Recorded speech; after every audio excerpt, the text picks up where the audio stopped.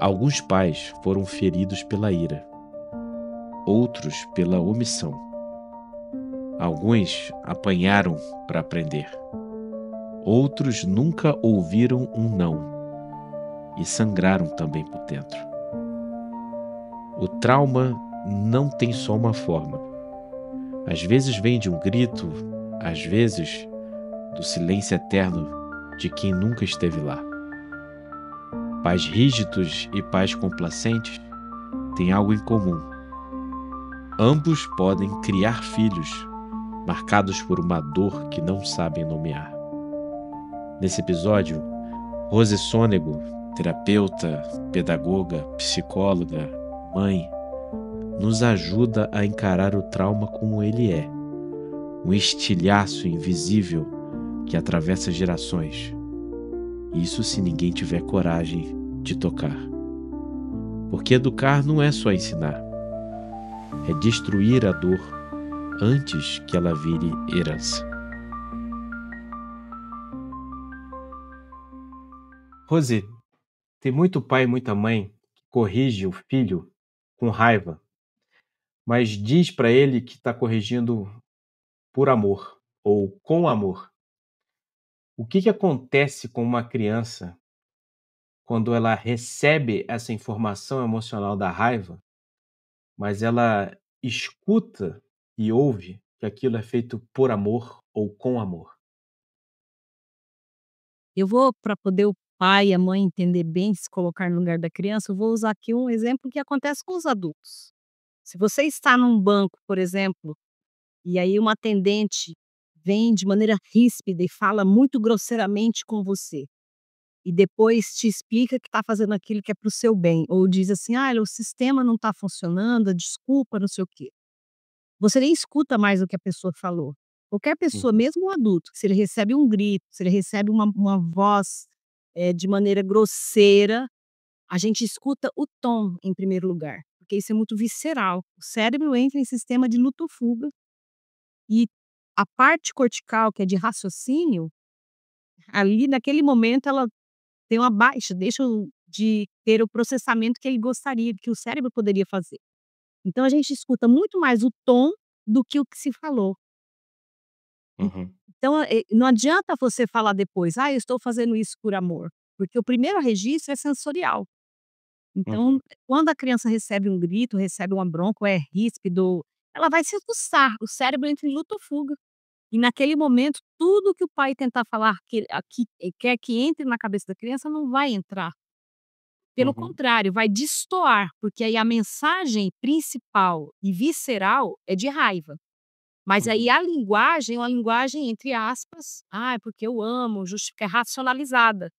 Então uhum, cria ali uma ambivalência e a criança vai criando já nesse momento um sistema de apego ambivalente que a gente fala. A uhum, mesma pessoa que grita é a mesma que passa a mão e dá carinho, a mesma mão que bate é a mesma mão que dá afeto. uhum. E essa ambivalência ela vai levar depois para a vida dela nas relações, no trabalho e em outras situações da vida dela. Não tem É como. interessante. Entendi. É interessante você falar nessa questão de ambivalência, porque, nós estamos acostumados, muitas vezes, a ouvir nos noticiários e enfim, nos corredores da vida, a gente escutar sobre traumas que são traumas violentos, abusos sexuais na infância, abusos de violência física, abusos de várias naturezas. E a gente acredita com isso que o trauma, ele sempre nasce a partir de momentos muito, de violência, de algo que é muito marcante ali, né.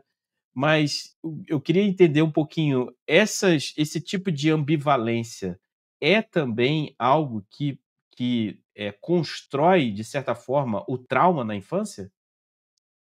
A gente chama dos traumas de infância, existe esses traumas grandes que você falou, a gente chama traumas de T grande, que são episódios vou comparar, uma dor que você, tipo assim, ó, deu uma pancada no seu pé, tem aquela dor assim, e aquele ponto alto de dor e depois passa.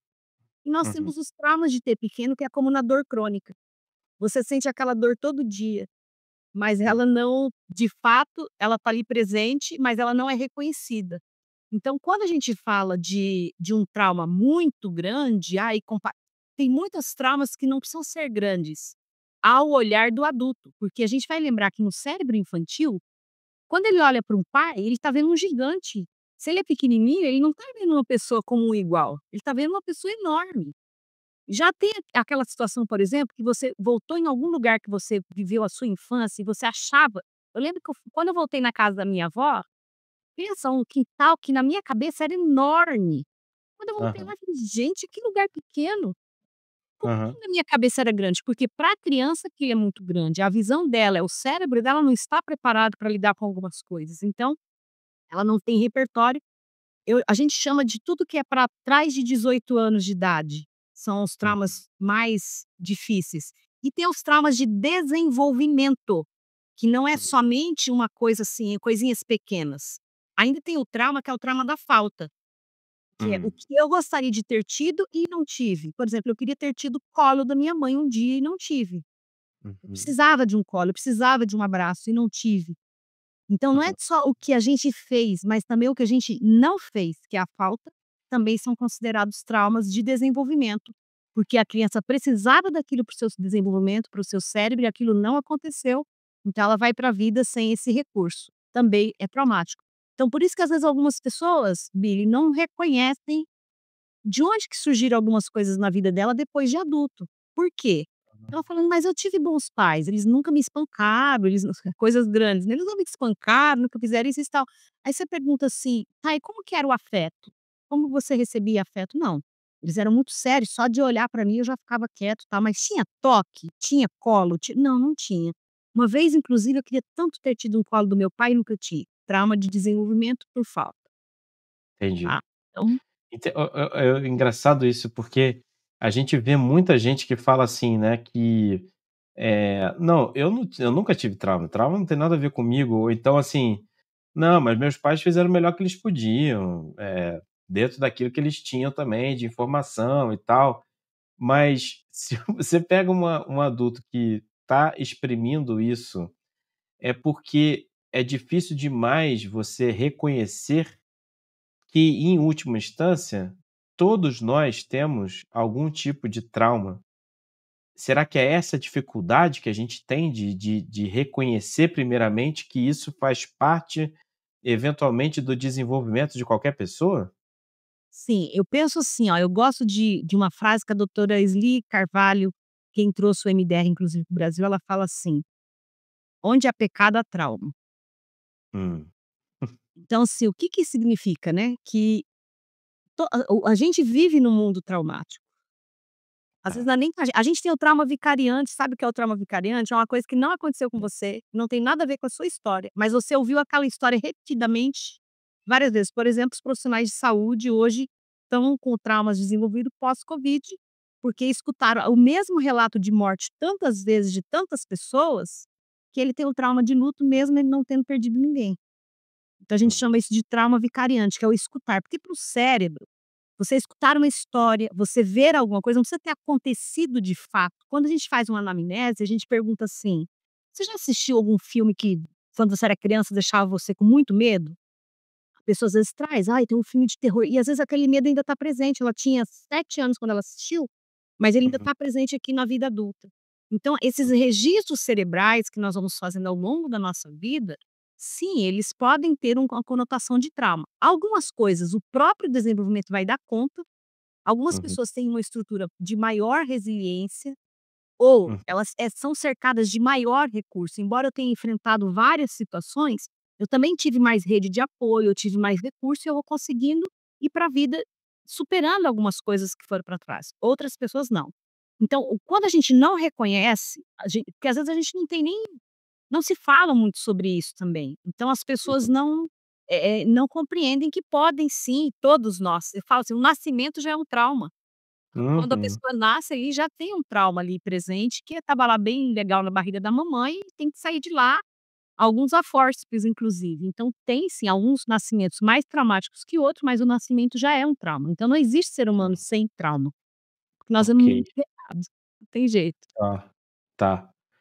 Mas isso eu acho que buga a cabeça de muita gente, porque assim, você eu acho que nenhum pai em sã consciência pensa da seguinte forma: "Bem, eu vou traumatizar meu filho, eu vou Eu vou te traumatizar meu filho, não brinco tenho o com que os fazer". pacientes, Vini, eu falo assim: "Ó, Hã. ninguém pegou e fez um dossiê, um planejamento estratégico, como acabar com o dia do meu marido, como regaçar a vida do meu filho, Aham. como", ninguém faz isso. Mas Mas nós então, somos por muitas coisas também que acabam batendo ali e você viu, você fez no automático, talvez, né. Alguns não, alguns pois são pessoas perversas. Mas pode acontecer, então não tem como a gente não ter essa relação, essa dinâmica entre pais e filhos sem nenhum arranhão. então, mas aí vem uma questão para mim que eu acho que também é muito o espírito do nosso tempo, porque as pessoas hoje, para não serem promotoras de trauma, porque hoje existe uma consciência maior de que somos todos traumatizados, ou hoje, né, muitas pessoas fazem terapia, então lá acabam descobrindo algum tipo desses traumas que você descreveu da sua própria história, etc. Quando olham então para o seu filho, falam: eu não serei promotor de trauma, logo eu não vou frustrar meu filho, eu não vou falar não para meu filho, eu não vou. E aí, que queria que você Queria outro mostrasse um pouco para a gente que, fazendo isso, quer dizer, até exatamente dizer que como não que você. E como que muita gente cai nessa falácia, né, de que ao eu não querer causar limite, frustração, qualquer coisa nesse sentido, colocar não, e blá blá blá, eu também estou trazendo outros tipos de trauma. Então, como é que é isso? É normal traumatizar e vamos todos ali traumatizar de maneira contida? Qual que é o limite do trauma, sabe? A ética do trauma, eu acho. vamos pensar então, ó, quando a pessoa fala assim: "Não vou traumatizar meu filho, não vou frustrar, não vou dizer não, não vou não sei o que lá", ele vai ser negligente. E aí a criança vai ter a ferida da negligência, que é um trauma da Hum, falta. uau, Faltou referência, faltou alguém que me orientasse, faltou alguém que me conduzisse, vai ter trauma. Então agora você sim. fala assim: "Qual então todos nós vamos traumatizar nossos filhos?" E vamos pensar assim, e eu acho que isso a gente tem que lembrar bem do tempo em que nós vivemos. Tem uma coisa que sempre nas minhas falas as pessoas vão ouvir. Eu falo sobre o atravessamento cultural. Vou Tá. dar um exemplo.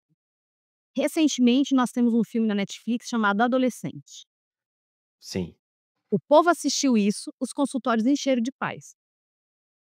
Isso é um atravessamento cultural, porque dá a Ok. sensação que todos os adolescentes são como aquela figura do filme. Sim. Tudo que acontece é aquilo que é exatamente aquilo que acontece com todos.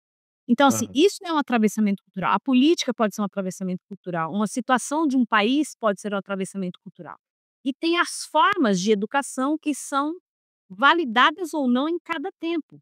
Então, se eu olho para a cultura lá na época do meu avô, eu tenho 50 anos, né, então meu avô já faleceu, já mais lá atrás, para que uma pessoa um pai de verdade, era um pai que batia, mas como que ele batia? Ele batia com chibata, um pedaço de pau, ele fazia coisas, assim, bastante que hoje a nossa geração olha para isso e fala assim: "Que horror, que gente horrorosa, o que que eles faziam mas aquilo era a forma de entendimento de que esse era um pai que mostrava firmeza, que com Ok. ele não tinha brincadeira, e isso era validado. Assim Aham. como uma série de outras coisas que eu poderia entrar aqui, em assuntos até mesmo da sexualidade, de como os homens iniciavam suas primeiras relações sexuais, naquela época e como é hoje. Então, assim, antes um homem de 50 anos podia casar com uma menina de 13. Uhum. Hoje isso é visto como pedofilia. Então, assim, a gente precisa ter um pouco de olhar de generosidade, de olhar para trás, para as culturas passadas, com o óculos que eles tinham, para a gente entender onde você falou assim: "Até onde vai?". Então, Uhum. naquela época, até onde era uma coisa horrorosa que estava fazendo? Embora aquela cultura, uma cultura muito de rigidez aos nossos olhos, né, Ok. a gente sabia que não tinha ali uma comunicação pacífica, que hoje está muito recente, inclusive, falar sobre comunicação pacífica, comunicação não violenta. Então hoje a Uhum. gente, ao invés de a gente falar se pode ou não bater de pau, a gente não fala isso, a gente está discutindo em: é possível não se bater? criar um filho sem se bater? É possível a gente utilizar uma outra linguagem que não seja violenta e ainda assim conseguir que o filho tenha respeito pela ordem, respeito pelo pai e Uhum, pela mãe, cumprir os seus deveres? Ah, isso é possível? Essa é a discussão em pauta agora. A discussão uhum, mais atrás, lá nos idos, quando era mais jovenzinha, não era essa. A gente discutia se era bíblico ou não bater, né, ou não no filho. Hoje uhum, a gente já isso já não é mais uma discussão nessa esfera. Então, até onde que pode ir, né. uhum, Dentro então a gente vai falar assim, ó, dentro da cultura que nós estamos vivendo, a gente tem que lembrar o que que é aceito por essa cultura, quais são as normas vigentes ali. Mas antes disso, acho que como pais cristãos, que são o público que nós estamos conversando, uhum. é o que que ele entende como os valores cristãos devam estar presente na criação dos seus filhos. Tá. E nada melhor do que, se eu quero me chegar ao máximo possível de não traumatizar meu filho, então não é fazer ou não fazer determinadas coisas, mas assim, como que Deus faria se o que eu aprendi de religião, da minha religiosidade, da minha espiritualidade, como que é que seria aqui na prática? Porque às vezes a gente fica muito longe entre o que a gente fala, o que a gente acredita e o que a gente consegue mudar de comportamento. Então como é Hum, que, por exemplo, o Jesus de Nazaré tratava os pecadores, os que erravam? uhum. Essa é uma pergunta para eu fazer, como é que eu tenho que tratar meus filhos? Muito bom isso, porque, eu acho que a gente tem, talvez, olhando para esse nosso público, pessoas que estão em níveis diferentes de consciência em relação à questão do trauma. Existem aqueles que estão um pouco mais distantes, entendem que existem pessoas traumatizadas, não se veem assim, entendem que muitas vezes uma linguagem mais dura, uma forma mais rígida de criação dos filhos é a maneira como ele aprendeu a a a a a se desenvolver, né, não conseguem entender as falhas que eventualmente os próprios pais os causaram, ainda deixam seus pais em certos pedestais, né, como se fossem né, seres incorruptíveis, né, tem uma idealização exagerada, exacerbada assim, em relação aos seus próprios pais, por isso não conseguem reconhecer aquilo que aconteceu com eles, logo reproduzem muitas vezes aquilo que eles receberam, Porque não tomaram consciência. porque não Isso tomaram que você fa consciência. isso que você falou é tão sério, às vezes na psicoterapia a gente está trabalhando com um adulto, e aí esse adulto tem um monte de trauma, e a gente precisa que selecionar quais são as coisas mais horríveis que ele passou, para fazer reprocessamentos, né, e modificar aquilo lá. Alguns adultos nos falam assim: "Eu não posso falar mal do meu pai". Hum, Só que aí eu posso ter desse mesmo adulto uma pessoa que ela entendeu que eu não posso falar mal é dizer assim, falar a verdade. sim. Né, por exemplo, o meu pai me espancava. Nossa, se eu falar isso para alguém, como que alguém vai ver isso? E aí eu tinha a ordem de engolir isso já, fica quieto, cala a boca, a mãe falava: "Não pode falar". Aí quando eu vou para o mundo do trabalho, eu vou reproduzir isso, por exemplo, em nunca ter voz, nas situações que são abusivas e outras coisas mais. Mas Uhum, esse adulto, ele não reconhece que esse problema que ele está no trabalho hoje, a origem está lá atrás, na infância dele, na adolescência dele.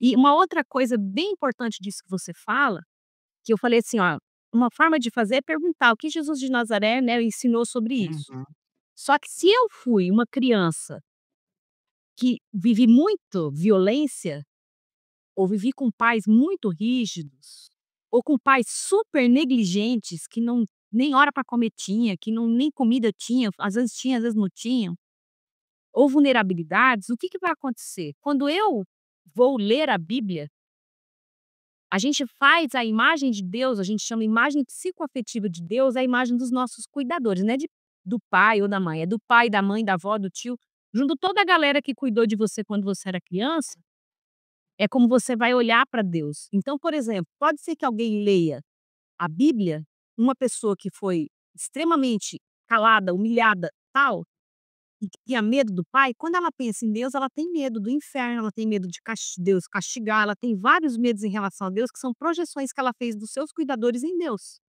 Se eu fui criado por pais muito negligentes, que tudo pode, não pode frustrar, não pode não sei o quê, nã quando eu, na vida adulta, vou ter um relacionamento com Deus, eu não sei se Deus realmente está interessado em mim, ele pode estar interessado em todo mundo, menos em mim, Uhum.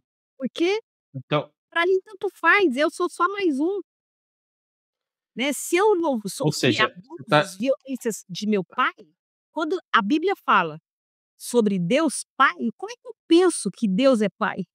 É o pai que sim, eu tive, então a referência. é a referência que eu tenho, então até mesmo por isso que eu usei Jesus de Nazaré, eu não falei Deus tal, porque Jesus de Nazaré ele é um modelo que não é um modelo de pai, nem de mãe, né, o que que ele Sim. vem ensinar, e aí é por ali que a gente precisa caminhar. Quer dizer, então você já deve ter visto muitas vezes o pai tentando disciplinar o filho, mas na verdade estava punindo a criança que ele foi, que ninguém defendeu naquela época. Com certeza. E aí isso é importante você ter trazido. Bom, como que eu vou explicar isso de maneira rápida? O apóstolo Paulo, sempre eu coloco isso para os pacientes que são cristãos, é lógico, a gente não mistura, né, mas ele falava uma coisa assim, Deus, tem o meu eu espiritual e o meu eu carnal. Ele falava de 2 tipos de eu. O Freud falava de 3 tipos, id, ego e superego. A psicodinâmica fala de 5. A galera da neurociência mais nova fala que a gente tem uma galera, várias partes de eu. O que que são essas partes de eu? São redes neurais que estão relacionadas a momentos da nossa vida. Então eu tenho um eu que foi de 5 anos, eu tenho um eu de adolescente, de pré-adolescente, eu tenho um eu mãe, eu tenho um eu filha, eu tenho um eu profissional. Então meu eu, ele tem várias facetas. Então quando eu Uhum, estou diante, quando a gente tem filho, a gente começa a reviver os nossos eus. A minha filha uhum, tem 5 anos, eu muitas vezes diante dela, quando ela faz uma coisa e que eu quando era criança também fazia, e como os adultos recebiam isso, que tipo era insuportável, "cala a boca, não pode chorar", quando meu filho de 5 anos começa a chorar, eu entro em pânico. O adulto vai embora, a mãe vai embora, entendi. quem está ali presente de novo é a criança de 5 anos, não a mãe, Uau, não é o uau. então a gente tem 2 crianças de 5 anos se gerindo, né, ali administrando uma coisa que uma criança de 5 anos não dá conta. Quer ver outra coisa? Quando um Acabou o pai adulto, tem 2 crianças. tem 2 crianças, ou na relação de adultos mesmo, um casal começa a discutir, um pega, bate a porta, sai empurra. Quem faz isso? Adolescente, isso não é adulto.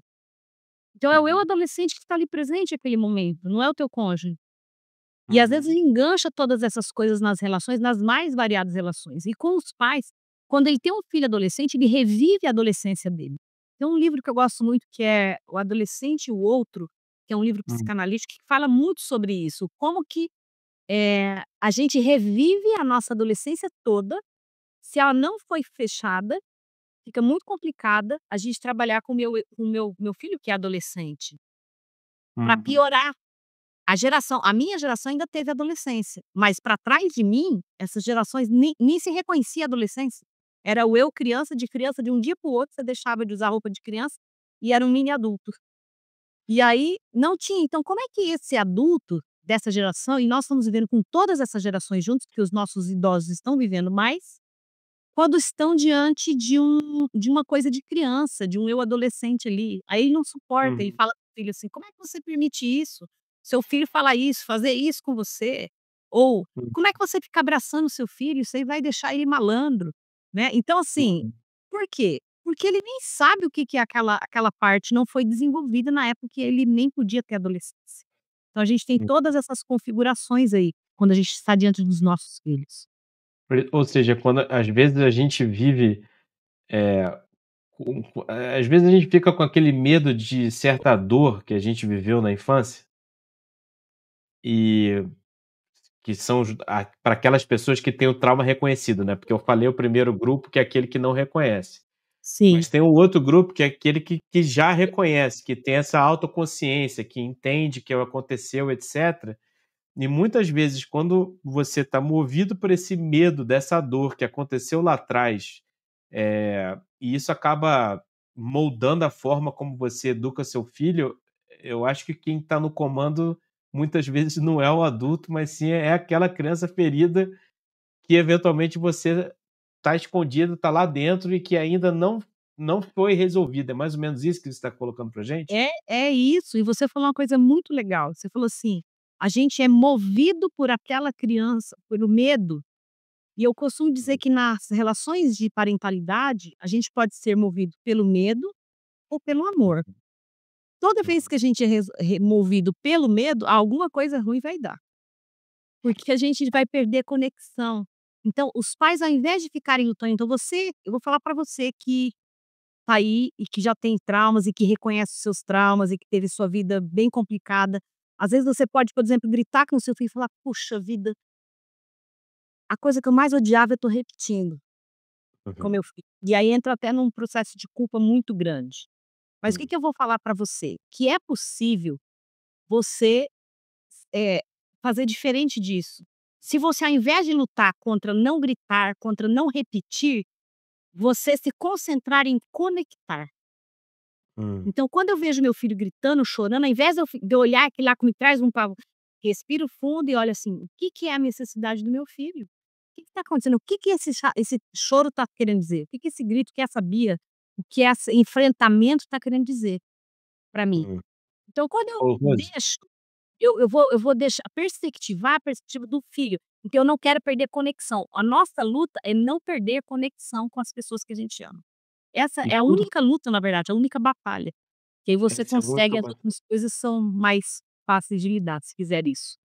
e assim, pra você pessoalmente, assim, quando foi que você percebeu que se você não tratasse a sua própria dor, você ia acabar, sei lá, perpetuando, continuando o ciclo com seus próprios filhos? Teve um momento, assim, que é lógico que você como profissional, eventualmente estudando, você se deparou com isso, mas a gente sabe também que às vezes, sendo especialistas e profissionais, a gente está dentro desse barco igual, né, e Com o nosso inconsciente está mandando a todo certeza. instante um monte de informação. E teve algum momento, assim, que você chegou e se defrontou e falou: "Caramba, me deparei aqui com aquilo que eu sou especialista", né? Sim, olha, Biri, eh, inclusive a escolha profissional que nós fazemos tem muito a ver com a nossa história.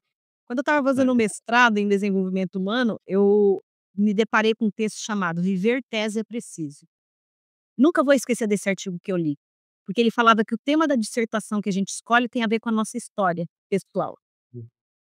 Legal. Tem muito sentido. E quando a gente vai para a vida profissional, muitas profissões são escolhidas justamente para se opor a alguma coisa que viveu. Por exemplo, fui médica, sou médica porque eu tive uma pessoa muito doente na família e ninguém conseguiu fazer nada por ele. Então a gente Uhum, tem muito isso.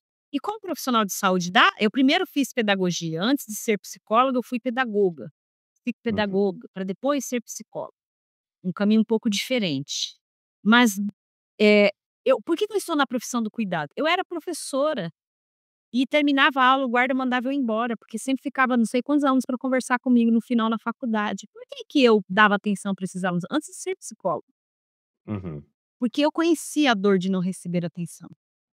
hum, Por que que a gente, às vezes, tem dificuldade inclusive de dizer não para ajuda humanitária? Porque quem conhece esse lugar sabe como dói. Então a gente pode, na vida, que é a questão do pertencimento, né, ir para a vida, tentando fazer com que ninguém mais passe por aquilo, né. Então você fala assim, em algum momento você percebeu desde muito cedo, tive hoje eu dou glória a Deus por todas as coisas que Deus já fez na nossa vida, na vida da minha família, mas nós tivemos sim, situações bastante dolorosas, muito difíceis, né, hum, e eu sofri violência doméstica quando era uhum. criança. Então, a linguagem que eu conhecia era uma linguagem violenta. E hoje eu trabalho sobre a comunicação não violenta, Que né, coisa. porque eu sei a dor que isso causa.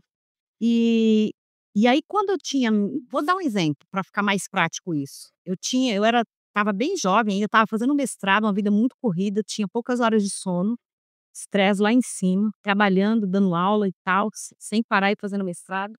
Minha filha era muito pequena, e um dia eu tinha mais ou menos uns 15 minutos para pegar ela na escola, levar para casa e sair correndo para aula do mestrado para não chegar atrasada, apresentar um trabalho.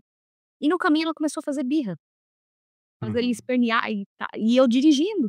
sem mais ninguém no carro. E eu pedi pra ela ficar quieta, eu fui pedindo e ela não ficava quieta, e eu tinha pouco tempo. Até então que eu peguei e comecei a gritar com ela. Essa é uma Uhum. das coisas que eu me lamento profundamente de ter feito pra minha filha. Uhum. Quando somente depois que eu gritei que veio assim: "Puxa, eu tô repetindo". E eu ainda Hum. não era psicóloga nessa época. E aí eu Uhum. fui pedir perdão pra minha filha. Ela era muito pequenininha, ela nem se lembra disso, quando eu pergunto pra ela, ela não se lembra disso. E aí ali naquele dia eu prometi, eu falei assim: "Eu quero fazer algo que eu não faça mais isso. Eu não posso mais fazer isso com quem eu amo, porque eu sei o que é estar nesse lugar".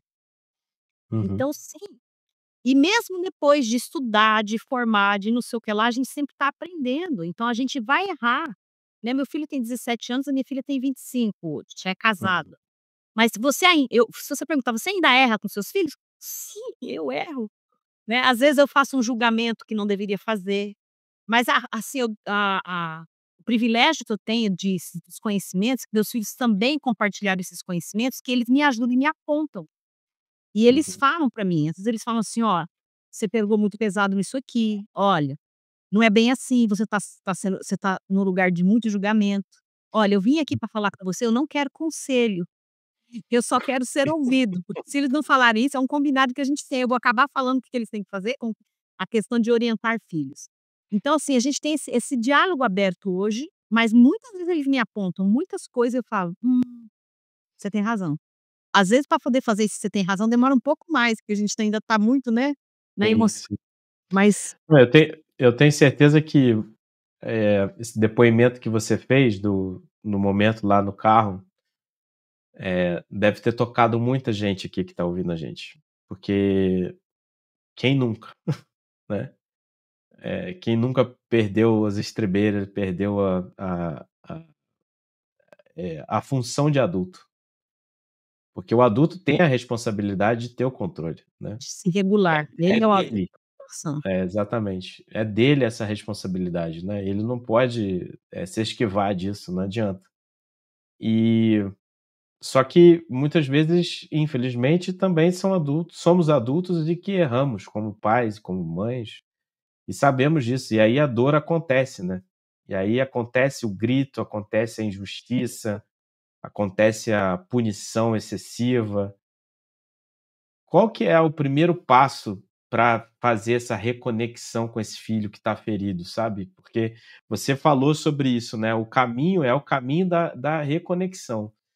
Qual que é esse primeiro passo? O que que a gente deve fazer então para restaurar a relação de confiança, restaurar e lembrando sempre, né, de Jesus de Nazaré, que ele fazia, mas como na prática a gente pode, sabe, dar esse primeiro passo? A primeira coisa é não ficar tentando justificar o que você fez. Hã. Imagine, Billy, se eu falo mal nas redes sociais sobre você, invento uma história, tal, e depois eu vou chegar para pedir perdão para você e falo assim: "Billy, olha, eu quero pedir desculpa para você, mas assim, ó, aquilo que você fez, foi por isso que eu entendi isso e isso". Uhum. Então, às vezes é muito comum muitos pais tentarem, reatar alguma pra não ter a conexão, mas assim, tentar justificar, explicar o que ele fez de errado, e no final culpar a própria criança pelo que fez, a frase famosa: "Você me tirou do sério". E às vezes eu fico: como com uma criança de 5 anos consegue tirar um adulto do sério?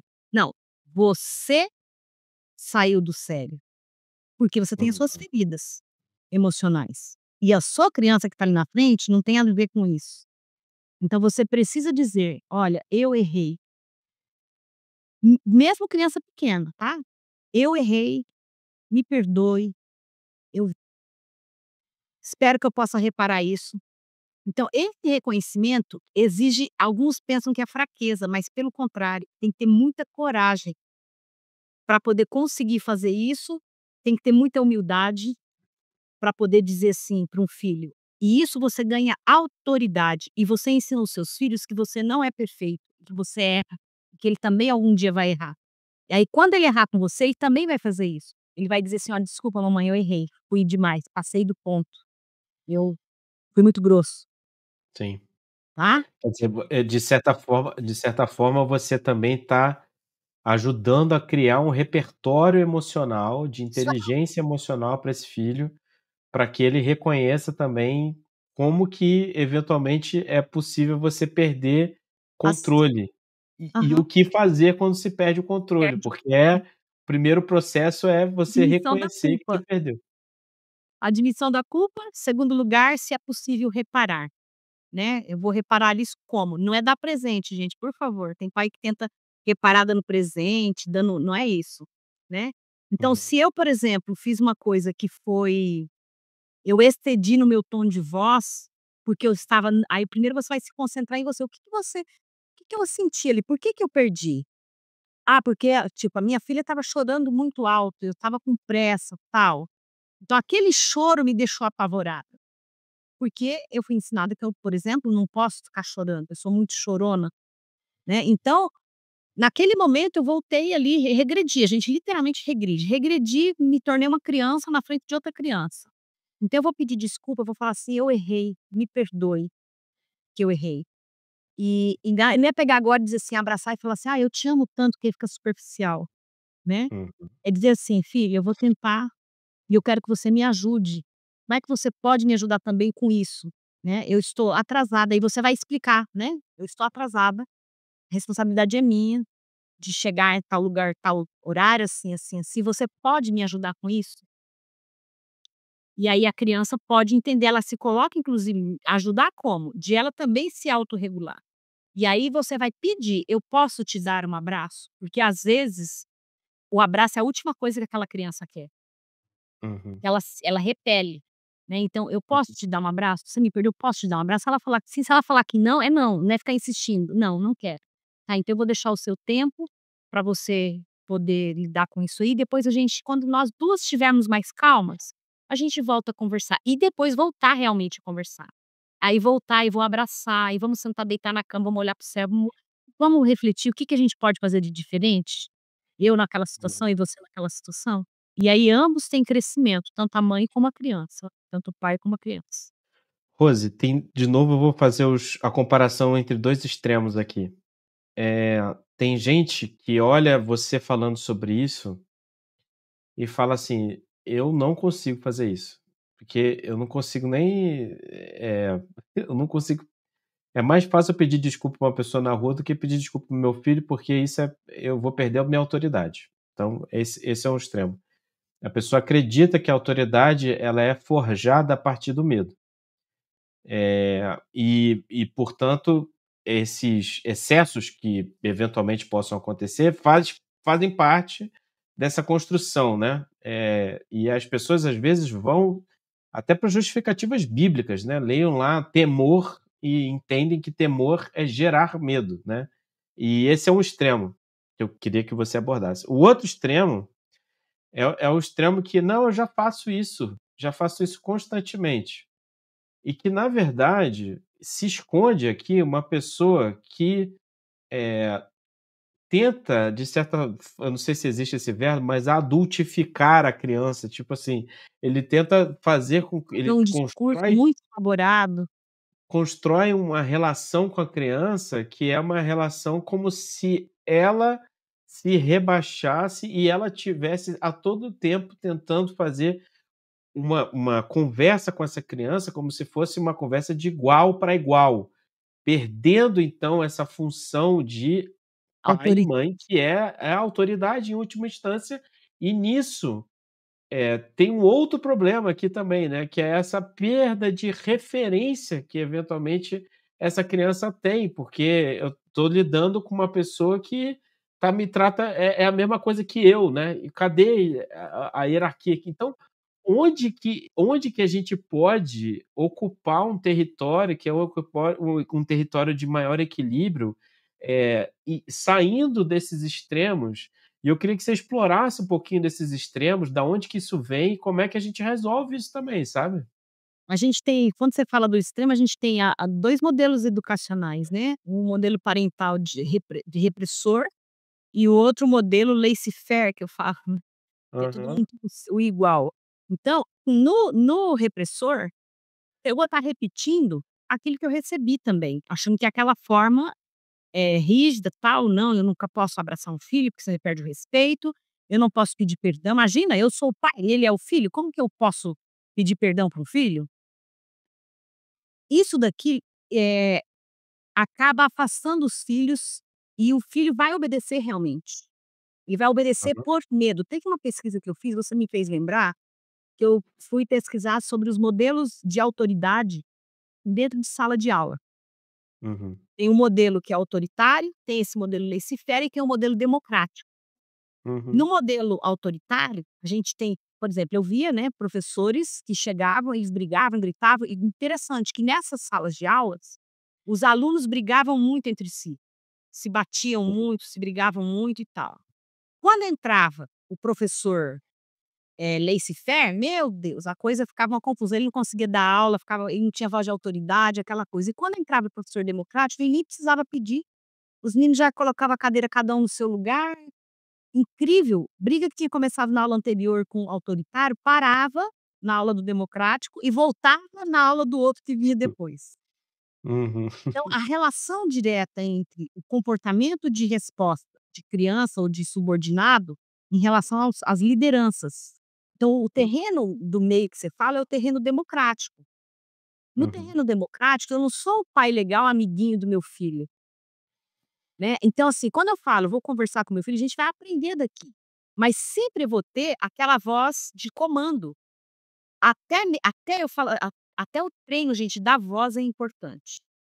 Se tá. tem uma criança, por exemplo, lá na sala da recepção do médico, bagunçando, fazendo um monte de coisa, a mãe só falta ter a revista na cara assim, né, dizer que o filho não é dela.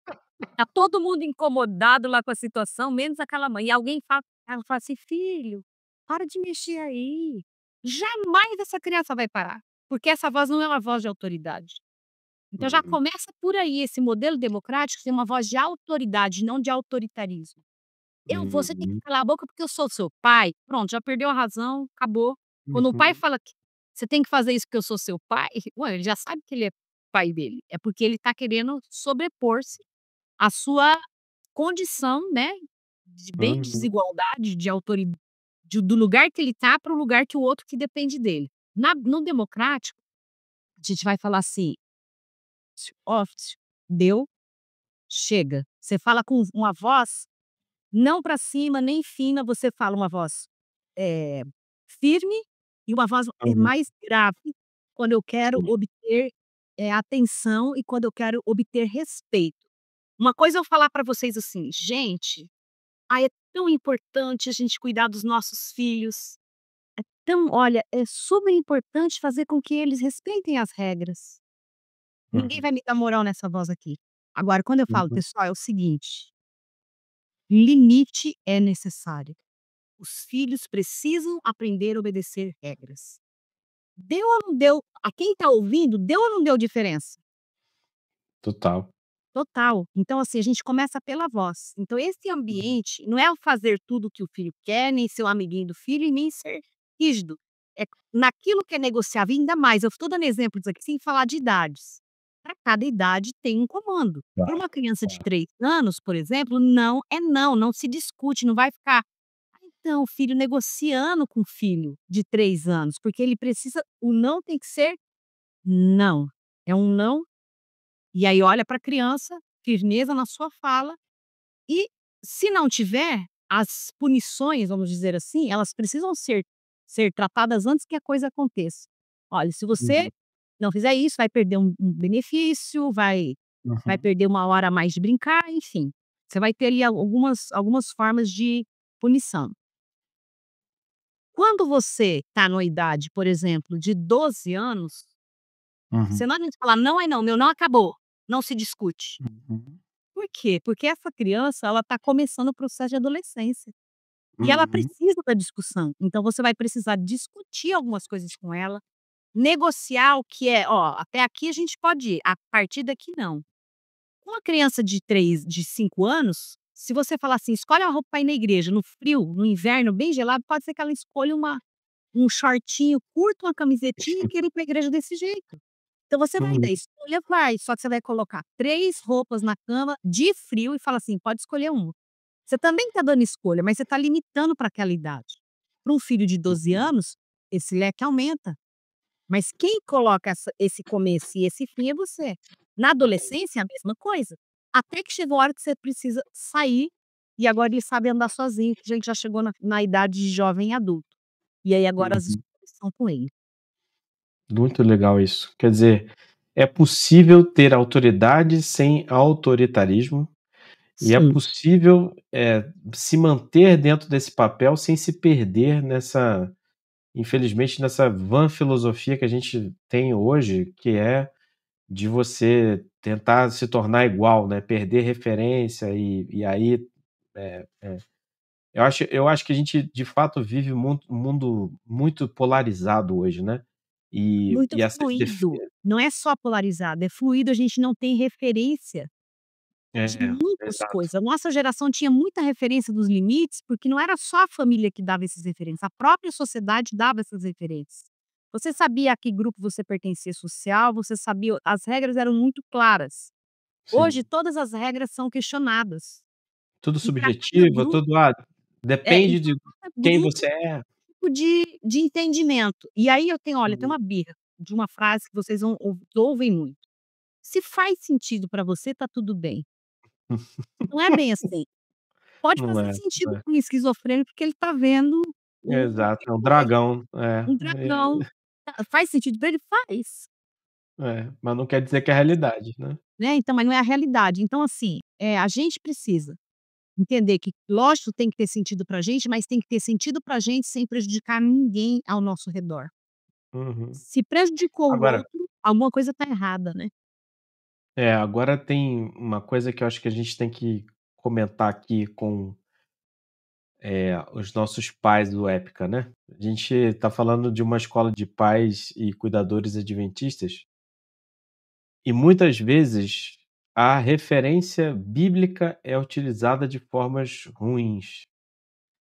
Você já, na sua experiência, no seu consultório, já viu isso acontecer, da Bíblia ser usada mais como algema para controlar do que como cura para libertar as pessoas?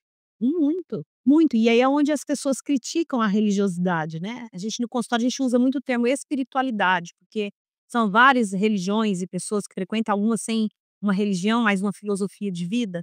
Mas não importa se seja filosofia, se seja a Bíblia, se se aquilo que você acredita, tá? Em Hum, qualquer na Bíblia, no estilo de vida, nas suas referências e os seus valores. Qualquer valor que é tentado colocar de goela abaixo não vai ficar. hum, Então, algumas vezes a religião e essas formas de alternativas de vida tal, de determinadas pessoas acreditarem, quando você quer que todo mundo pense igual você, começa a ter um problema. Se você acha, e aí eu acho que essa é a maior dificuldade de nós pais, é permitir que os filhos pensem diferentes de nós, se comportem diferente de nós. uhum, Porque a gente às vezes idealiza um filho, e o uhum, ideal que a gente fez não combina nem com a personalidade daquele filho. Não é hum, aquele filho. E você fica com essa expectativa tentando encaixar ele dentro daquilo e não vai dar certo. Então, poder abrir mão disso e entender, assim, o que ele é e o que ele pode ser com as características que ele tem de melhor, e eu sou a pessoa que vou ajudar a promover isso, eu acho que esse é um caminho bem salutar. E sim, tem experiências, por exemplo, de pessoas que já tiveram que ficar ajoelhadas lendo a Bíblia no milho, isso lá no passado, geração anterior. Na uhum, geração agora não tem isso de ajoelhar no milho, até porque uhum, pode ir preso, né, senão alguns ainda continuariam. Mas tem, por exemplo, de usar a religião como uma obrigatoriedade. uhum, Você é obrigado a fazer determinadas coisas. Às vezes a pessoa foi violenta com um filho, na sua voz, na sua forma de ser, e depois fala assim: "Você tem que me obedecer, porque a Bíblia fala que tem que honrar pai e mãe". Tem pessoas adultas, casadas, que às vezes estão no consultório, onde tem pais que entendem que eles ainda têm que ser obediente, porque a tradução que muitos pais fazem, assim, honrar pai e mãe é ser obediente para toda a vida. Aí o filho está com 40 anos, já tem os filhos dele e o pai fala assim: "Não, você tem que me obedecer, tem que continuar fazendo o que eu mando". E uhum. isso também está errado. né. Jesus, ele entrou no templo, eu gosto desse modelo, de educação que tem ali. Ele com 12 anos foi levado ao templo, e aí a mãe dele perdeu ele no caminho, o pai e tal, e eles foram questionar, né, falou assim: "Ei, por que você está fazendo isso para teu pai e para tua mãe?", né. Uhum. Jesus fala assim: "Não, eu vim à casa do meu pai", né. Ele amava os pais dele, ele fazia tudo certinho, ele não era um menino que fazia coisa errada, embora isso os pais questionaram. O que eu mais ouço de filhos, eu vou dizer que a galera que eu atendo é mais adolescente, eu não atendo criança, porque eu estou atendendo só no online agora, mas já atendi muito criança. A busca do adolescente hoje pelos seus pais, a maior reclamação que eu poderia dizer, é essa falta desse respeito. Eles não se sentem o suficientemente bons para os seus pais. Então eles estão tentando, às vezes, muitas vezes, fazendo muita coisa certa, mas aí o pai vai implicar, às vezes, com uma coisa tão pequena e faz aquilo ser uma coisa tão grande. Enquanto ele olha ao redor dele e ele vê a maioria dos seus colegas fazendo coisas que são não só ruins, mas que são ilegais do ponto de vista jurídico. E aí ele fica assim: "Pô, porque eu não lavei uma louça, teve uma segunda guerra mundial lá na minha casa?". Uhum. Então a gente também precisa, porque assim, é como se os pais quisessem filhos perfeitos e nós não temos, porque nós nem nós somos perfeitos.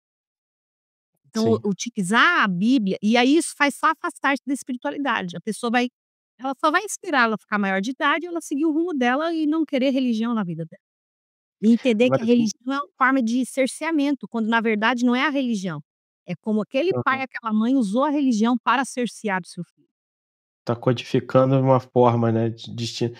E você utilizou uma palavra que é bastante dura, assim, né.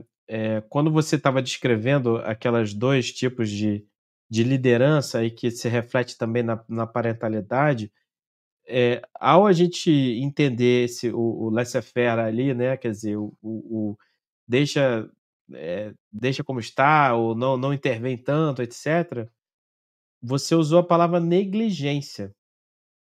E eu queria que você explorasse um pouco isso também, porque isso também, muitas vezes, é um reflexo de uma visão ideológica cristã que, ao ter, muitas vezes, né, uma pessoa vivenciado, uma família, uma religião, uma história muito legalista, né, muito cheio de normas, etcétera, a pessoa entra dentro de uma visão agora cristã, que é uma visão, que não quer saber mais desses regramentos, dessa coisa legalista, dessa coisa formal e etc, etc, traz isso para o lar e traz isso não só para a sua experiência religiosa e espiritual, mas traz isso também para as relações familiares e com as relações com os filhos.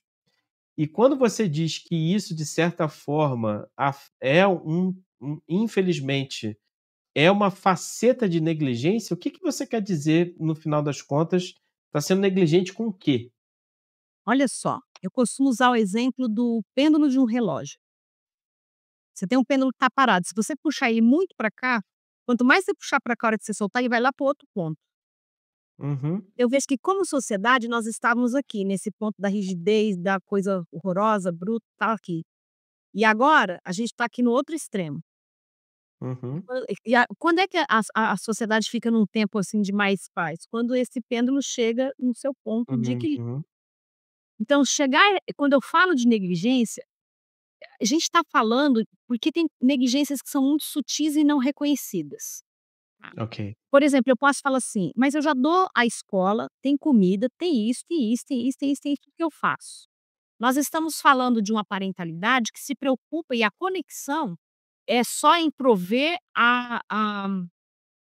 as Material. necessidades básicas, né, e fisiológicas daquela pessoa, comida, bebida, roupa, lugar para dormir e Uhum. tal. Mas, nós seremos negligentes se nós não entendermos que nós temos que atuar em vários campos do pertencimento. Eu falei de conexão. Por que que a conexão é importante? Porque a conexão nos ajuda a ter certeza do vínculo. a ter certeza de ser amado, a ter certeza de ser ancorado com aquele pai e aquela mãe. Mas ao mesmo tempo, de ter a firmeza desse pai e dessa mãe que eu possa opa, eu tenho um modelo aqui. Então a gente pode ter o pertencimento que a gente fala social, temos como se fosse 3 vetores, o pertencimento social, o pertencimento corporal e o pertencimento emocional, e eu diria mais um, o pertencimento espiritual. A Uhum. literatura traz esse, eu acrescento pertencimento espiritual.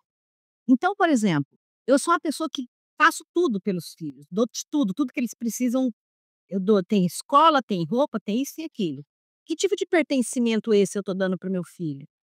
É um pertencimento social, que é a necessidade que ele precisa ali, né. Mas se eu não der colo, não der afeto, não der abraço, não der beijo, não ter esses momentos de brincadeira, de rolar no Hum. chão com meu filho, de ter essa conexão corporal, eu estou sendo negligente. Eu posso ser Uhum. negligente na questão emocional. Eu posso ver, por exemplo, meu filho tristinho e te fazer de conta que não estou vendo, já que ele não falou nada, né.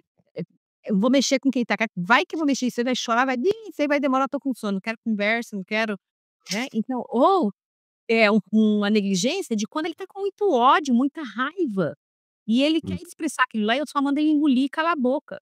Isso eu tô sendo negligente com a emoção que ele tá tendo ali. Eu não estou Hum. validando aquela emoção dele. E validar a emoção não é deixar o filho gritar com você, não é deixar ele jogar Uhum. as panelas no chão, se jogar no chão, não é isso aí, né. Quando eu falo dele expressar, é ensiná-lo a expressar a raiva. "Filho, você tá com raiva agora, né?" Quando é pequenininho, "Tô com raiva." Ele nem sabe nomear essa emoção, ele tá sentindo aquilo, ele nem sabe nomear. "Ó, isso que você tá sentindo chama raiva. Vou pegar uma Hum. almofada aqui, você vai bater nessa almofada até essa coisa passar, porque precisa sair do corpo. Uhum. Então a raiva precisa ser expressa. Você vai Uhum. pisar, amassar uma folha e pisar nessa folha até sair essa coisa ruim do seu corpo. Saiu, aí eu falo: "Ó, isso que você estava sentindo era raiva. Agora a gente pode conversar? Por que que você Uhum. ficou com." Você tentar conversar com uma criança com raiva, ela não vai escutar nada. Uhum. Então, validar todas as emoções. Não é dizer que ficar com raiva é feio, ficar emburrado é feio. Não, ficar emburrado é uma emoção, sentir raiva é uma emoção, sentir alegria é uma emoção, sentir angústia é uma emoção, sentir medo é uma emoção. A criança pode estar morrendo de medo. E aí você fala: "O que Uhum. que você tá sen que é?" "Ai, tem uma coisa ruim aqui, eu não quero ir lá no escuro", né, criança geralmente tem medo do escuro. "Eu tô com Sim. medo do escuro", "Tá, meu filho, é assim mesmo." Sabia que quando eu era criança eu também tinha medo do escuro? Hoje eu já não tenho mais, mas olha, embora eu tenha muitos adultos que eu atendo ainda com medo do escuro. É, ó, né, então é isso aí, porque vem aqui, papai vai te abraçar, a criança precisa ser o quê? Abraçada. Agora vai abraçar uma criança com raiva, ela vai te chutar, ela vai te Uhum. porque ela quer tirar aquilo pra fora. Agora a criança tá com medo, precisa do quê? Pertencimento, cola ali, né, aconchego, já tá ali perto de você. Ela precisa entender que você é uma figura que pode dar essa estabilidade para ela.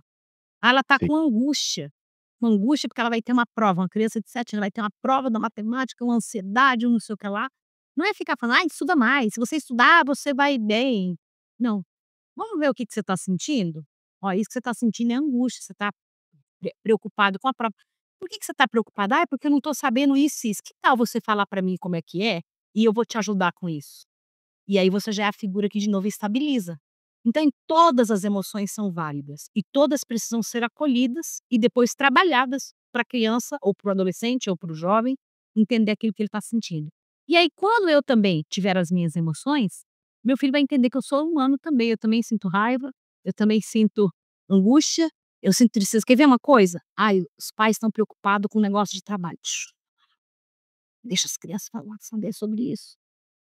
"Ai, fica quietinho que teu pai tá nervoso, tem uns negócios lá no trabalho." Não, Uhum.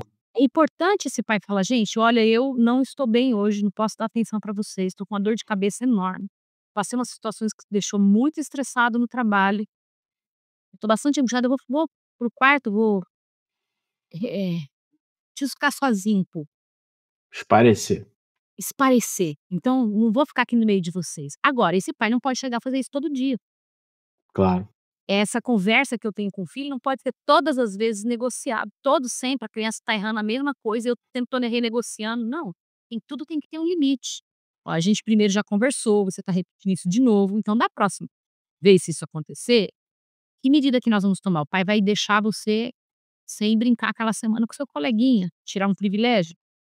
Então essas negociações, elas podem ser feitas ao longo do desenvolvimento da criança até chegar à vida adulta. Muito bom. Agora, se um pai, assim, está reconhecendo hoje, está ouvindo a gente aqui que, enfim, uma coisa que eu acho que a gente já está aprendendo aqui é: não tem jeito, traumas vão acontecer, erros serão cometidos, fazem parte da até do desenvolvimento também do adulto. Eu acho que uma coisa que a gente não falou aqui, Rose, foi o seguinte, eh,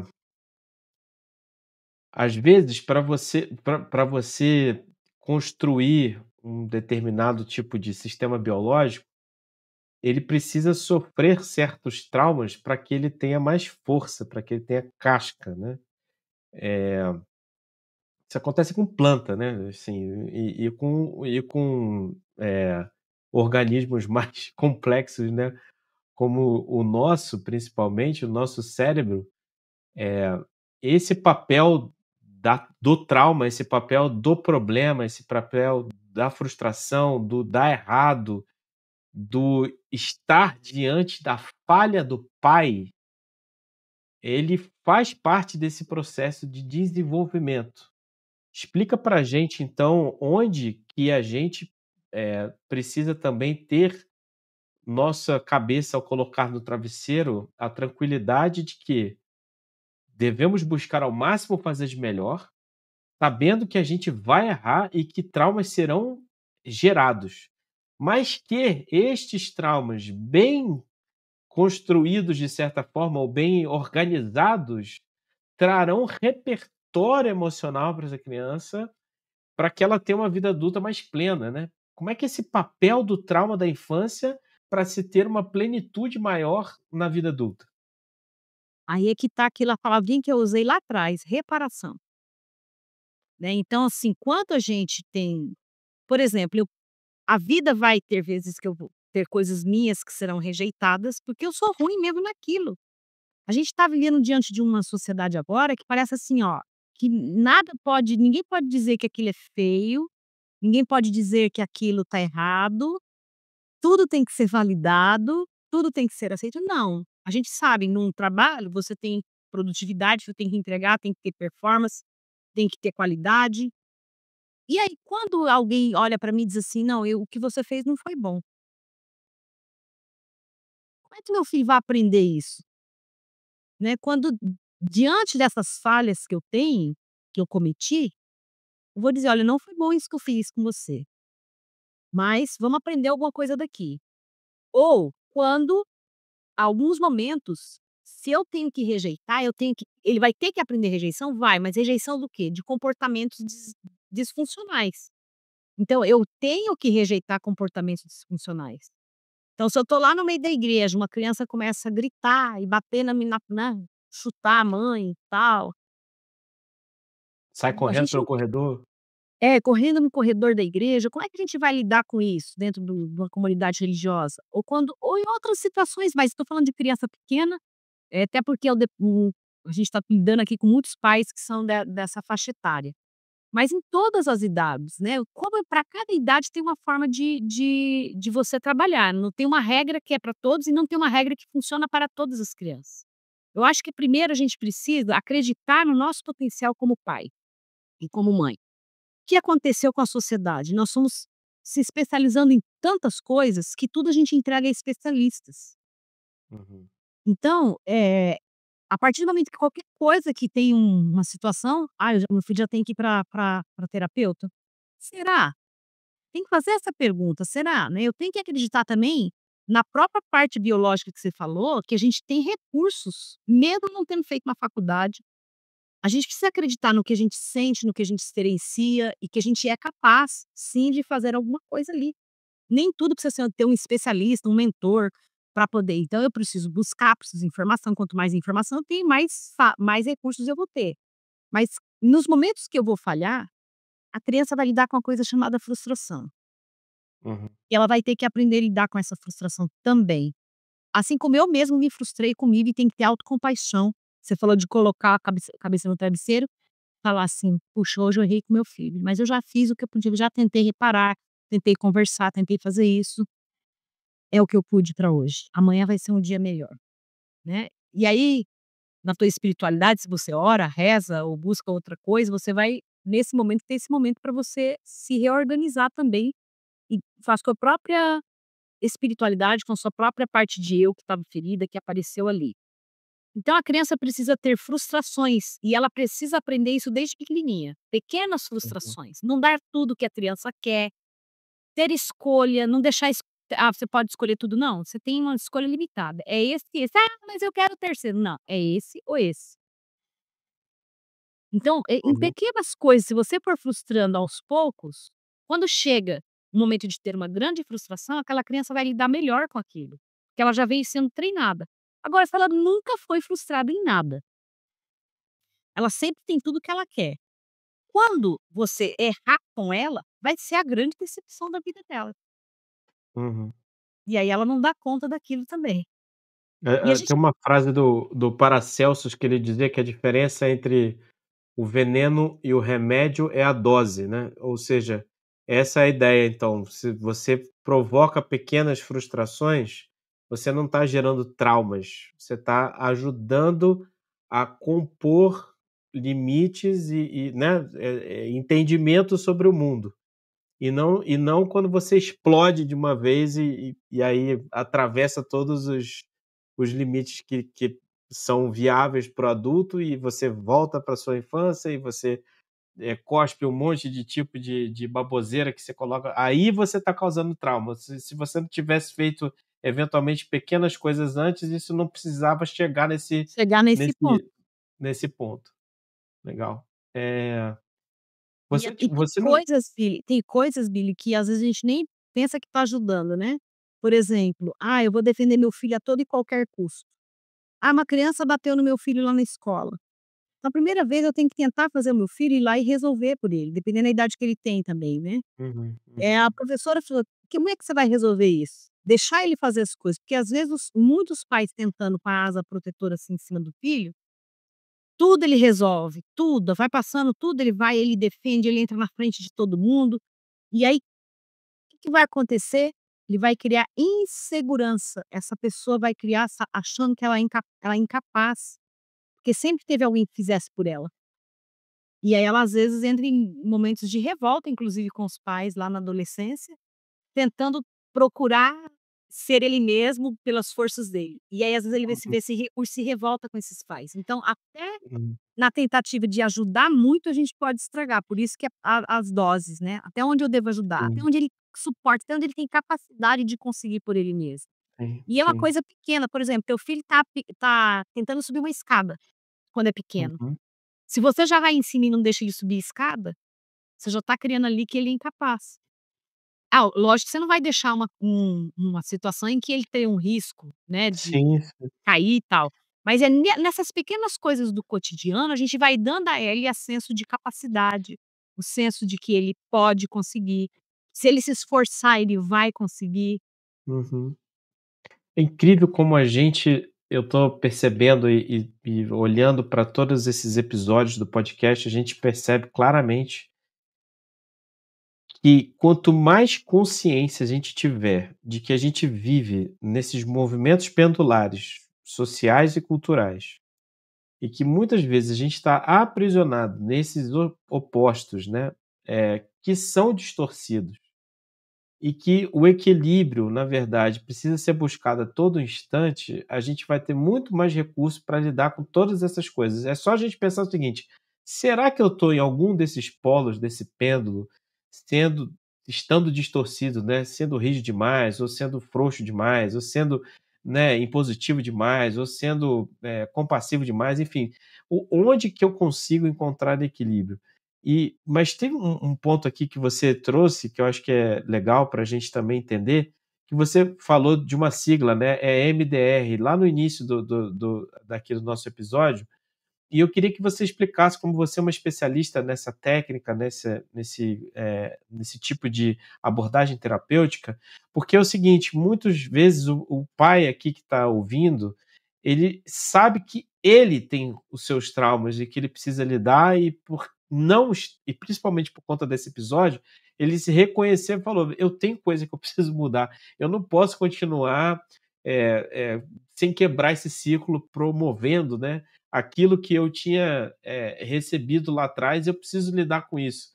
E eventualmente ele já reconheceu que: "Olha, eu tô com meu filho mais velho, já está adolescente, errei demais com ele durante a infância, e ele precisa de ajuda também, e a ajuda vai ter que ser além de mim". Então, fala um pouquinho pra gente sobre a MDR, como é que isso, faz parte da sua prática terapêutica e como que isso pode ajudar as pessoas dentro do trauma? Ok. EMDR é uma sigla em inglês, né, M de movimento, E de olhos, D de dessensibilização e R de reprocessamento, termo em inglês.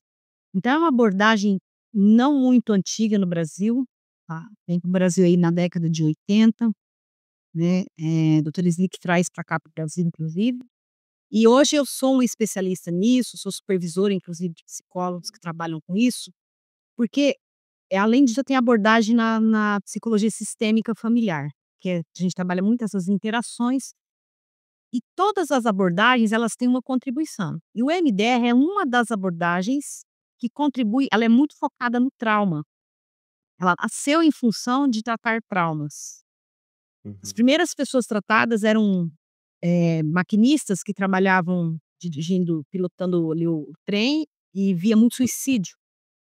As pessoas se jogando ali na frente uhum. e os soldados que vinham de guerra com estresse pós-traumático. Foram os primeiros pacientes dessa abordagem e que eles viram que tiveram sucesso e a partir daí começam os estudos e os profissionais trabalharem. Então o que que ela está dentro de uma abordagem que a gente chama de neuromodulação. Hoje a gente tem vários tipos de neuromodulação. A gente tem as neuromodulações que o MDR é uma delas, o brainstorming é outra abordagem, que é um desdobramento do MDR. A gente tem aquelas que são inclusivas com máquinas, com Uhum. aparatos tecnológicos como o neurofeedback, o TDCS, que são aparelhos que é para poder mudar ondas elétricas do cérebro. Então a gente tem várias formas de neuromodular esse cérebro. E no Ok. MDR a gente faz então o estímulo bilateral, né, que pode ser ou por uma barra de luz ou pode ser um aplicativo que vai na tela, por isso que dá para atender online. Essa é uma das neuromodulações que dá para trabalhar online, onde a gente estimula os 2 hemisférios cerebrais, esquerdo e direito, porque num trauma, o que que acontece? Um trauma ele é inesperado, impactante, uma sensação de isolamento, que você pode estar na multidão, mas você sente que você está sozinho. Uhum. Então, quando acontece um trauma, o nosso córtex, parte frontal, parte medial, ela se desliga, porque o caminho de resposta, cognitiva é mais longo do que o caminho de Hum, luta ou fuga do sistema límbico. Então, hum, no trauma, o sistema límbico é que é ativado e o córtex é rebaixado. Então você não tem ali a cognição total, o trauma ele é intruso por causa disso, ele entra sem nenhuma filtragem cognitiva, ele entra muito pelo sensorial inclusive. Então o que hum, que vai acontecer? Quando a gente ativa, quando a pessoa fala assim, ela vai numa terapia e conversa sobre aquilo, ela está buscando a memória dela sobre aquilo, com o córtex ligado falando sobre aquilo, mas no NDR eu costumo dizer assim, é como se fosse um livro, eu estou com um livro aqui que eu estou lendo. Quando você pega um livro e começa a ler página por página, e no NDR é como se você estivesse lendo assim, ó. uhum, Então vem várias imagens ao mesmo tempo, relacionadas àquilo que eu pedi para o paciente pensar naquele trauma. "Ah, eu lembro de um dia que uhum, meu pai estava me batendo", né. E aí ele lembrando disso, só que agora, com a ancoragem no presente, porque meu córtex agora está ligado, eu estou num ambiente seguro terapêutico, eu acesso aquele trauma, e a gente consegue dessensibilizar. Depois você pode até disponibilizar, eu posso colocar uma imagem se você quiser, para a pessoa entender isso, né. Então a gente tem quando a gente fala em trauma, a gente não está falando de uma coisa subjetiva, uhum, a emoção está presente, mas a gente está falando de registro neuroquímico no cérebro.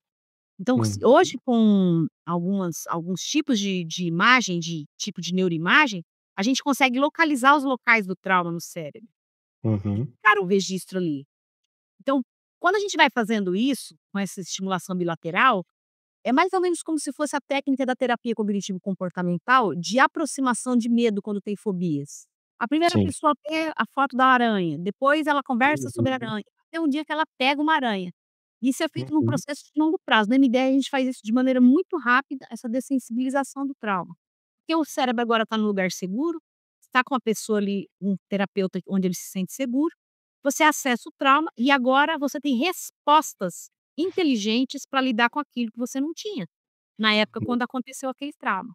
Então ele vai você vai re a gente chama de reprocessar, processar é quando entrou a Uhum. conteúdo, e reprocessar é trazer de novo aquilo em evidência. Então algumas vezes as pessoas perdem essa imagem, ela não consegue mais lembrar da imagem, ela fica com a narrativa. Outras vezes Uhum. parece que essa imagem fica distante, como um recibo de banco que você guardou muito tempo, ficou ali, você sabe o valor, mas ali não consegue ver, e algumas vezes Uhum. fica muito nítido, só que você não consegue mais, quando você lembra, não tem mais nenhum peso, não tem mais uma dor no peito, não tem mais uma coisa ruim, não tem mais Uhum. uma outra, tem gente que acha que não tem trauma: "Ah, Uhum. mas eu falo disso, eu não sinto nada, não tem infarto no peito, não tem nada". Só que às vezes é até pior do que o que sente, porque a pessoa tá o que a gente chama de hipoativada. Ela teve ali Uhum. uma desconexão corpo e mente na hora do trauma, então o Uhum. corpo é como se não sentisse, são pessoas que têm dificuldade de sentir as coisas. E ela Uhum. fez uma dissociação, a gente chama. Sim. Então, quando a pessoa dissociou, a gente primeiro tem que fazer ela sentir o trauma para depois reprocessar o trauma, então é um Uhum. caminho mais longo. Então não é o fato de eu não sentir nada no corpo que aquilo não é traumático, de eu não sentir Uhum. uma emoção forte quando eu lembro daquilo. Às vezes, inclusive, a pessoa conta coisas horrorosas, como se ela estivesse falando assim: "Ah, aqui na esquina tomar um sorvete". Porque Sim. ela não combina, o que ela está falando não tem nenhuma expressão física daquilo que ela Sim, está. sim. Então isso é uma amostra pra gente de que essa pessoa tá, corpo e mente estão desconectados, porque aquilo foi Uhum. tão grave que o cérebro faz isso pra pessoa conseguir lidar. E geralmente Uhum. quando essas pessoas têm esse quadro, elas fazem somatizações de doenças psicossomáticas. Ah, pressão Uhum. arterial, problemas cardíacos, psoríase, eh, várias doenças que podem ter origem aí na psique, porque o corpo de alguma Uhum. forma tem que colocar aquilo pra fora.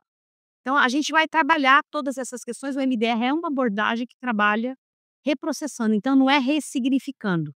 "Ah, Uhum. vou dar um novo significado para o trauma", não.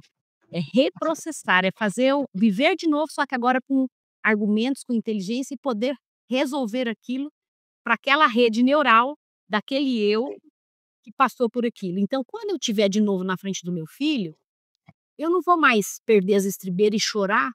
Por quê? Porque aqui já ficou resolvido de maneira neurológica, e não só como uma fala, só a área da fala, só a área da cognição, mas o cérebro como um todo. Sim.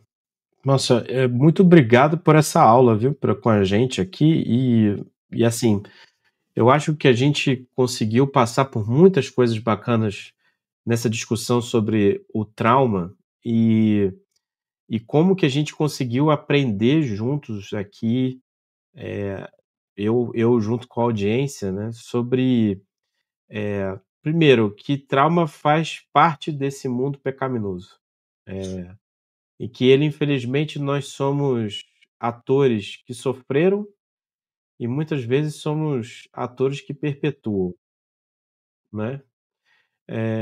Mas que existe uma coisa também chamada graça, né, e que a graça de Cristo ela superabunda também sobre o pecado, e que muitas vezes na gente nessa busca, de reconexão com os nossos filhos, ela funcionará quanto mais nós estivermos reconectados com a cruz, com Deus, né, e com o seu amor, porque é dele que provém o amor que, a gente reflete com os nossos filhos, né. Eu queria que você pudesse, falar as últimas palavras aqui pra gente, um conselho que você pode dar para esses pais que estão buscando a todo instante não traumatizar os seus filhos, mas que nesse processo, né, acaba acontecendo e etcétera, e eles ficam ainda angustiados, olhando para aquelas crianças e falando: "O que fazer para que eu dê para ela, entregue para ela o melhor que eu posso? O que fazer para que ela tenha uma vida que seja melhor que a minha? O que fazer que ela seja", eu não vou falar perfeita, porque a gente teve até um episódio falando sobre essa questão de perfeição, perfeição não existe. Mas o que fazer para que ela tenha o melhor, né, às vezes até diferente daquilo que eu recebi. Esses pais que estão nessa ansiedade, nessa angústia, e que também faz parte desse espírito do templo, né, que coloca na nossa cabeça um monte de parâmetros de comparação de Instagram, de TikTok e etc, etc. O que você diria, né, como suas palavras finais aqui para esses pais, para que eles possam ter mais paz, né, paz que tenham paz de espírito? Olha, a gente pode dizer muita coisa, mas eu acho que em primeiro lugar eu falei para vocês que a gente não pode perder a conexão com os nossos filhos, e para a gente não perder a conexão com os nossos filhos, a gente não pode perder conexão com a nossa espiritualidade. A nossa parte do nosso eu espiritual, ele é extremamente importante para aqueles momentos que a gente perde as estribeiras e ele nos ajuda a conduzir. Então, quando a Bíblia diz, né, sobre vocês são ramos e eu sou a videira, permanecer em mim, né, então eu acho que é por aí. Se a gente quer ter, pertencimento com os filhos, a gente precisa ter pertencimento com o Criador, né, isso para quem é cristão, para quem não é, a sua espiritualidade. Eu diria para vocês que é importantíssimo criar ambientes de apoio, um ambiente de acolhimento, de respeito, onde se pode compartilhar ideias, sentimentos, sem ser reprimido, mesmo que sejam diferentes dos seus, aceitar as diferenças. Segundo lugar, trabalhar o pertencimento pela inclusão. Incluir os filhos nas coisas boas que te acontecem na vida e nas coisas que te frustram também, para eles poderem aprender isso. E respeitando as diferenças de como cada um reage aos acontecimentos da vida. Tem tem crianças que são muito mais sensíveis do que outras. Tem criança que é muito mais motora, outra criança é mais da emoção. Então vamos respeitar essa forma única, linda de ser esse ser humano e ajudar a burilar, né, a trabalhar ali o que é possível com aquela criança. O que é possível, olha bem essa palavra, o que é possível. Porque como Uhum, o Billy falou, não existe perfeição, né, o ato de performação tem a ver com performar. Per é de pertencimento, formar é performar com, estar com alguém, formando alguém. Terceiro lugar, acho que seria fortalecer os laços. uhum, Como assim? Propiciar mesmo intencionalmente momentos em que haja fortalecimento de laços e de vínculos, como: "Vamos fazer um projeto junto?". Contar a história da sua vida. Gente, os filhos não sabem a história dos pais. Às vezes eu pego uma pessoa assim, ó, de 16, 17 anos, que eu pergunto: "Onde seu pai trabalha?". "Ó, ele trabalha lá no centro". "O que que ele faz?". "Não sei". Como que o filho não sabe o que o pai faz? Nós estamos a esse extremo. Então, falta de pertencimento, porque não pertence à história da sua geração, dos seus ancestrais. É preciso uhum, conhecer a história do avô, do bisavô, do que eles tinham de bom, do que eles tinham de ruim, o que que a nossa família herda de força, que nós precisamos lutar com a nossa transgeracionalidade, são as nossas vulnerabilidades. Histórias precisam ser contadas de família, uhum, com narrativas sempre de maneira muito positiva, mesmo para aquela coisa ruim, eu apresentar aquilo e dizer: "Olha, aconteceu isso, e eu pude lidar dessa forma, eu superei dessa forma, ou eu estou superando, eu estou tratando isso". Reconhecer os esforços. Cada esforço que um filho faz, por mínimo que seja, a gente vai agradecer e retribuir aquela contribuição. E aí a gente consegue isso, sair, geralmente nós ficamos muito no campo da crítica. O que você está uhum, fazendo de errado? A gente tem tanto medo do filho errar, a gente fica o tempo inteiro falando isso. Quanto mais a gente fala do erro, mais o erro fica latente ali, muito percebido. Se a gente começar a recompensar, e recompensar que eu falo, por exemplo, é com abraço, com afago, com afeto, com tantas outras coisas que não seja monetária, quando o filho acerta. Vamos supor, teu filho passou, tem 8 disciplinas lá que ele está fazendo e ficou em recuperação em uma. Ele não foi elogiado pelas 7, mas ele é criticado pela uma que ela ficou. Então é uhum, importante o elogio, e não é elogio assim: "Você é inteligente, viu? Nossa, como eu te admiro que você é inteligente". Não, porque ser inteligência é uma condição, ser mais ou menos inteligente. Você vai elogiar o processo. "Uau, uhum, você se esforçou tanto para fazer essa tarefa. Nossa, você fez esse exercício 5 vezes, você realmente é persistente", entende? Você vai elogiar, ele não conseguiu. "Nossa filho, você não conseguiu mesmo, você ficou de recuperação, mas eu vi que você estudou, você fez isso, isso, isso e isso que é o mais importante, que é o processo de aprendizagem. Da próxima vez eu sei que vai dar certo". Então, uhum, você pode apontar o que não conseguiu, mas elogiar o esforço que foi feito, e isso traz acolhimento e pertencimento. São formas, a gente falou muito sobre o trauma, mas existe as formas de você trabalhar o desenvolvimento de uma forma mais positiva, que é o que eu tentei trazer aqui nesses 5 pilares. O espiritual, criar um ambiente de apoio, de acolhimento, a inclusão nas coisas da vida, fortalecimento de laços e o reconhecimento de esforços, criando uma cultura de cuidado e de elogios e de, correção, mas mesmo apontando o que foi o defeito ou o que está disfuncional, reconhecendo o esforço, reconhecendo a intenção que está ali por trás. Rose, muito obrigado por ter iluminado nossa mente de uma maneira tão franca, tão inteligente, com tanto conhecimento, com tanta riqueza, muita didática, né? Deixando muito claro para a gente os caminhos potenciais para a gente seguir, aqueles que a gente deve evitar e aqueles que a gente deve se esforçar para trilhar. A gente aqui no Épica tem o privilégio de conversar com várias pessoas e eu tenho certeza que essa conversa nossa será muito bem consumida aqui por toda a nossa audiência. E para você que ficou até agora com a gente, esse é o Épica Podcast. Não esqueça de dar o seu like aqui, compartilhar com as pessoas que você gosta, que ama, porque eu tenho certeza que esse conteúdo vai fazer diferença para muitas pessoas. Deixe também seu comentário, o que você gostou mais desse episódio. E não deixe de seguir a gente, apertar o sininho ali no YouTube, para que cada vez que apareça mais um desses episódios semanais, você possa receber a informação de que tem um novo episódio aparecendo para você. E até a próxima.